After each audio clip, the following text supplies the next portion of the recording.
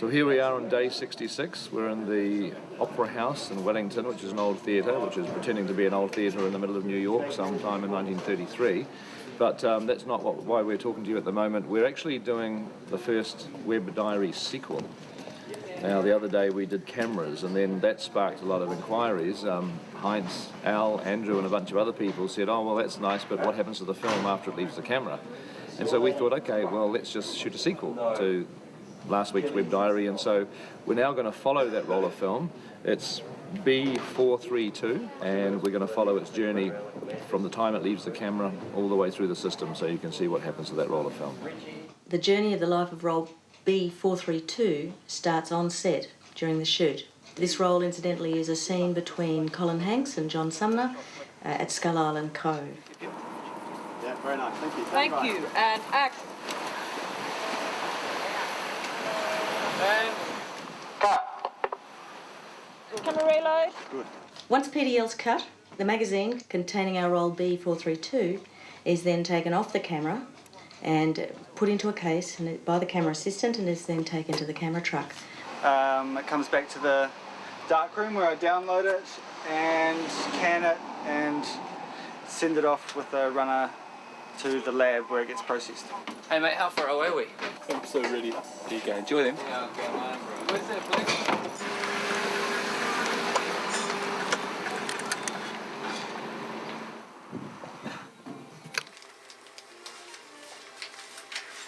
I've just brought in these exposed rolls of film, so the processors would grab the net, load it in total darkness and run it through the machine. While that's happening, we're preparing for it throughout the rest of the lab.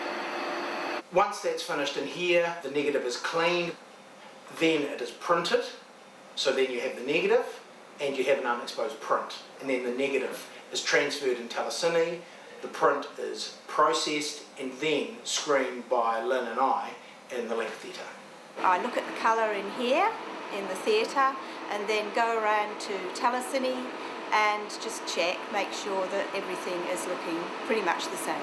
This goes onto the telecine itself, and this is what converts the optical film into a video signal.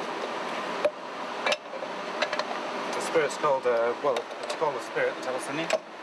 It's scanning at 2,000 lines all the time and can actually feed out to high definition and to standard definition tapes and to the Avid hard drive all at the same time, so we don't have to record anything afterwards.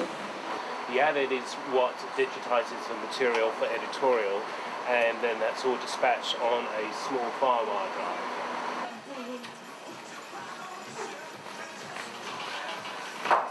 For you. See ya. See ya. Comes back to us on a firewire drive, and we have these rather nice little James Bond cigarette cases, which is a 40 gigabyte firewire drive, so the media comes back to us on that. And that media, which is a copy of the film, is really what we deal with mostly. So this media is picture only. We get sound as a media file from another source, we put the two together, we break all of those, every shot in the film down, we add lots of information, we send that on to the editors.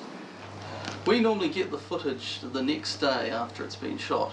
It takes sort of a day for it to go through the whole process of being developed, put onto videotape, ingested into the Avid, logged, broken up, sunk with the sound that was recorded separately, and then finally, about a day later, we get it in our system and can go through it and edit the footage.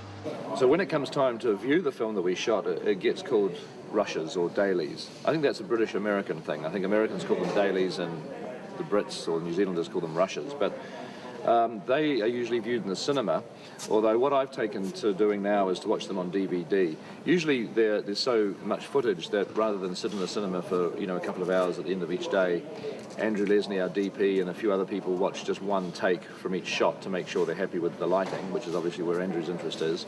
For me, I ultimately want to watch all the takes because that's where the performance comes from, and the easiest way for me to do that is to have the dailies on a DVD. And then I can watch them at my leisure, like I'm here on set at the moment, and I can just pop the DVD in, which is our dailies, and I can just have a look at it at my leisure as I'm sitting here working during the day. I can check up on what we did yesterday or the day before and make sure that I'm happy with everything. I also get a copy of these to take home with me. It's a good way to look at the dailies because I can just jump from take to take. I can, find my way around. There's menus and can just pull up a particular bit. If there's something I want to look at, if I want to just double check that we've got a moment, then it's a great way to access and find things. So thank heavens for DVDs.